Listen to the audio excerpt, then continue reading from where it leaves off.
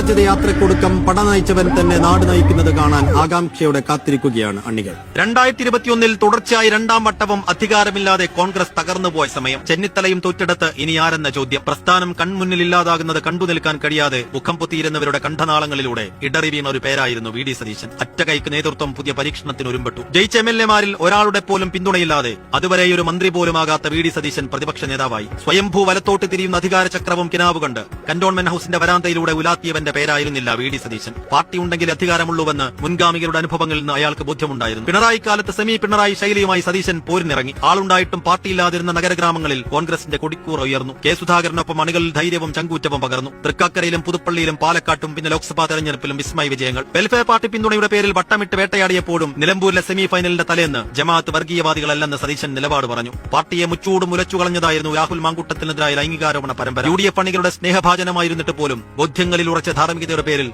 രാഹുലിനെ സതീശൻ തള്ളിപ്പറഞ്ഞു. തദ്ദേശപ്പോരിൽ ആ നിലപാടിന് ജനം മാർക്കിട്ടു. മലപ്പുറത്തിനെതിരെ വിദ്വേഷം വിളമ്പിയ വെള്ളാപ്പള്ളിയോട് ഭാവി തലമുറയ്ക്ക് വേണ്ടി യുദ്ധം പ്രഖ്യാപിച്ചു. പാർട്ടിക്കായി പ്രതിരോധം തീർത്തതിന്റെ പേരിൽ നുണേശൻ എന്ന് വിളിച്ച് നാടാകെ നടന്ന് പരിഹസിച്ചു. ആക്രമണങ്ങളിലൊന്നും തളരാതെ വീടി അന്തിമ യുദ്ധത്തിനായി കരുക്കൾ നീക്കി. പല കാലങ്ങളിൽ പല കാരണങ്ങളാൽ മുന്നണി വിട്ടുപോയ സാമൂഹ്യ സാമുദായിക വിഭാഗങ്ങളെ ഒറ്റ നൂലിലേക്ക് കോർത്തുകെട്ടി ടീം UDF എന്ന് പേരിട്ടു. ഇടതുപാളയം വിട്ട് വിശ്വസിച്ചിറങ്ങി വരാൻ ജി സുധാകരനും ടി കെ ഗോവിന്ദനും പി കെ ശശിക്കും വി കുഞ്ഞികൃഷ്ണനുമൊക്കെ ഉറപ്പും ധൈര്യവും നൽകിയ ശക്തിയുടെ പേരും കൂടിയാണ് വി ഡി സതീശൻ. എന്നിട്ടും വിശ്വാസം വരാത്ത അണികൾക്കായി സതീശൻ രാഷ്ട്രീയ ജീവിതത്തിൽ ഏറ്റവും വലിയ റിസ്ക് എടുത്തു. ഒടുക്കം കാത്തിരുന്ന ദിനമെത്തി. സതീശന്റെ ഗ്യാരണ്ടികളെല്ലാം ഒന്നൊന്നായി പുലർന്ന രാഷ്ട്രീയ സുനാമിയിൽ കേരളം അമ്പരന്നു. സാക്ഷാൽ ലീഡറെ പോലും വെല്ലുന്ന ഇലക്ഷൻ മാനേജറെ കണ്ട് അത്ഭുതം കൂറി. 102 സീറ്റുമായി UDF-നെ കേരളത്തിന്റെ അധികാര കസേരയിലെത്തിച്ച് വി ഡി സതീശൻ അജയ്യനാകുന്നു. ഏൽപ്പിച്ച ദൌത്യം ഭംഗിയായി പൂർത്തീകരിച്ച് കന്റോൺമെന്റ് ഹൌസിൽ നിന്ന് മടങ്ങുകയാണ്. ഇനി ക്ലിഫ് ഹൌസിലേക്കുള്ള ദൂരം. തൊട്ടതെല്ലാം പൊന്നാക്കിയ നേതാവിൽ നേതൃത്വം ഇനിയും വിശ്വാസമർപ്പിച്ചാൽ വടശ്ശേരി ദാമോദരൻ സതീശൻ പിണറായി വിജയന് ശേഷം കേരളത്തിന്റെ മുഖ്യമന്ത്രിയാകും.